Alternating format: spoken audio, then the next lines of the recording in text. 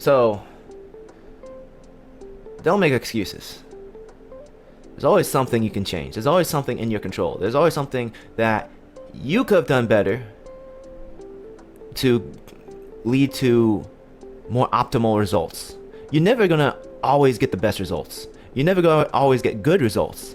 But when you fail at something, rather than looking at what other people did wrong, or if only this happened, if only that happened, I could have come up with better results. You can evaluate, do an assessment on what you did and all the variables you can control, and learn from that, so that moving forward you can get even better results.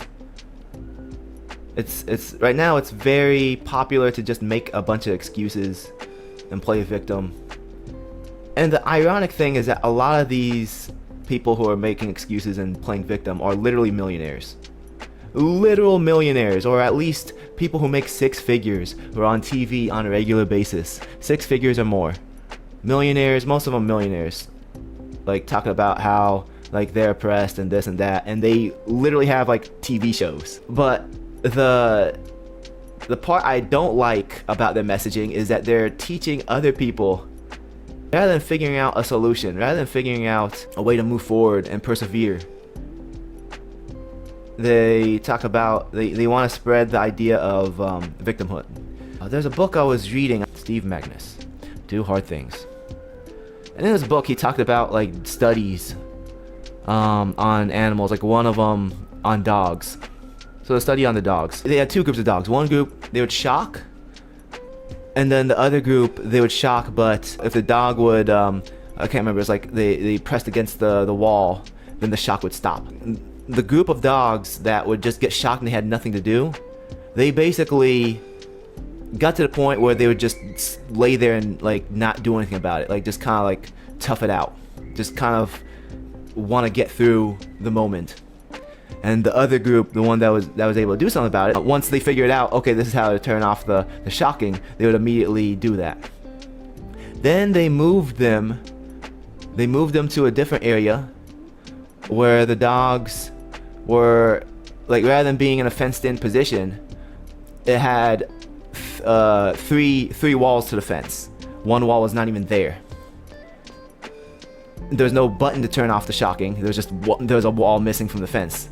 And the dogs that were pressing the wall to stop the shocking, like, they just would run out. They would run out of the open fence. And the other group, the group that would just kind of sit there and take it, that's what they did when the fence was open. You just kind of sat there and took it and suffered. Like, they ended up not knowing how to try to survive. So this was the conclusion was that there's like a learned victimhood. But then he covers another study with rats. I can't remember what the study was, but there's a similar situation. But basically the conclusion with the rats is not that there's a learned victimhood. That the conclusion with that second study with the rats was that victimhood is the default state, and you need to have a learned survival mode. You have to have a learned mentality of survival. So when people are saying, like, you can't do anything about your problems and just blame everyone else, it's enforcing this default victimhood, and I don't like that. You're not a victim. You don't need to be a victim. You can grow. You can do more to be better. And so, I want you to embrace that mindset, this survival mindset, this growth mindset, this abundance mindset. There's plenty of resources for everybody. There's not limited resources. There's plenty of resources for everybody. Whether it's finances, whether it's education, you just need to find it. Find it, go for it, tackle somebody for it. Don't hurt anybody. You don't need to fight people for it. There's plenty for everybody. You just need to work hard for it.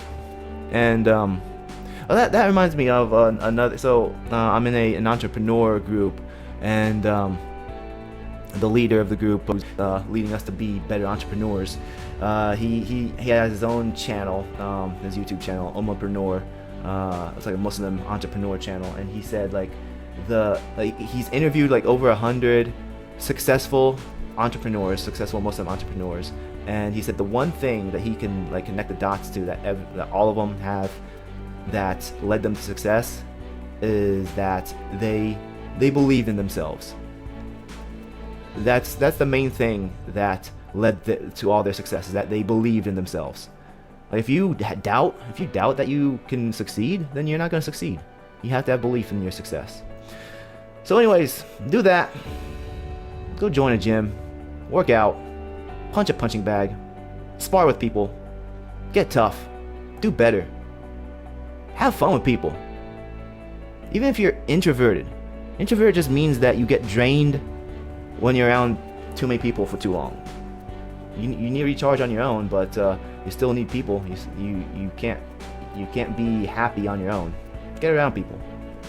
Anyways, that's it. I'm hot. I need to get these maintenance people to fix the AC. It is hot here. Thank you for joining me. I appreciate if you got this far. Thank you. Leave a comment.